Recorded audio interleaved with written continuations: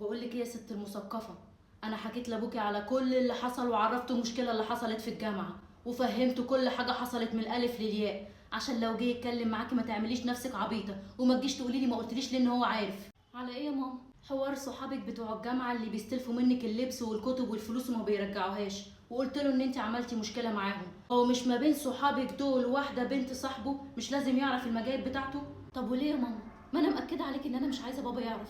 انا خدت رايك في موضوع وانت قلتي لي اعمل ايه وخلاص الموضوع خلص. ايه لازمه ان هو يوصل له كل حاجه؟ لازمه ان هو يوصل له كل حاجه ان هو ابوكي وسيادتك شايله اسمه، ولو حصل اي مصيبه واللي جبتي لي باله هو اللي هيقف ويساعد، وبعدين هو اللي بيصرف، يعني كل تحركاتك وتصرفاتك لازم يكون عارفها.